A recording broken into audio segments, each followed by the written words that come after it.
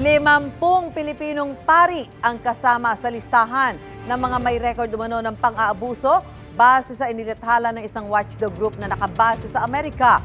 Ang mga hakbang ng Catholic Bishops' Conference of the Philippines para tugunan yan sa unang balita ni Joseph Morong.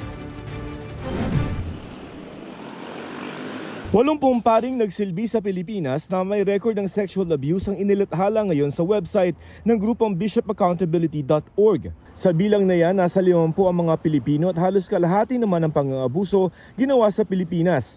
Ayon yan sa grupo na bishopaccountability.org na nagmo-monitor ng clergy abuse sa buong mundo. Dagdag nito, ilan sa mga biktima, mga menor de edad na babae at lalaki.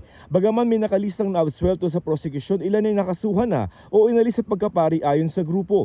Pero meron din tila sikretong ibinalik sa pagiging pari ayon sa co-director nito. We have tracked at least 7 cases of priests recently accused, mostly of raping a minor, who are back in full ministry with the obvious blessing of their bishops. Ang ikinalulungkot ng grupo, karaniwan daw ng mga obispo pa na nakasasakop sa mga paring ito ang tila tumutulong sa mga abusadong pari. They feel entitled to return priests accused of very serious crimes to ministry without humbly accounting for why they feel the priest poses no risk.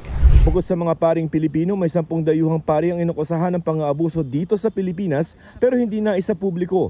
Kaya nilathala nila ito sa database na ito. The secrecy, which is overwhelming, one of the worst.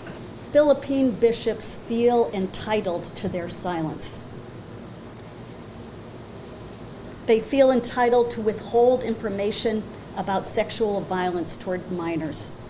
They feel entitled to defend accused priests, knowing full well that those statements will discourage victims and witnesses. Isa sa mga kaso na nasa database ng grupo ay ang reklamo ng pang-aabuso ng isang 16-year-old na babae laban sa isang pari sa Tuguegarao City noong taong 2023. Layo ng grupo sa paglalabas ng listahan na basagin ang umano'y pananahimik ng simbahan tungkol sa issue ng clergy abuse.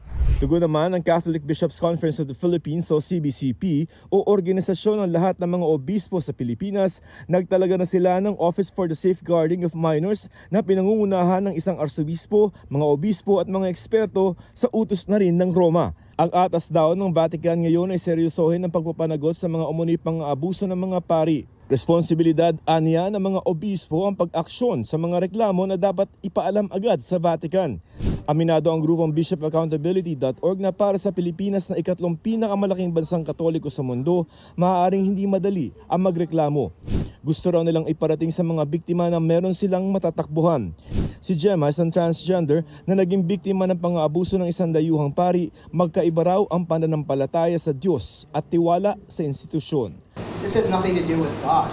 There are good people within the church. Ito ang unang balita, Joseph Morong para sa GMA Integrated News. Gusto mo bang mauna sa mga balita? Mag-subscribe na sa GMA Integrated News sa YouTube at tumutok sa unang balita.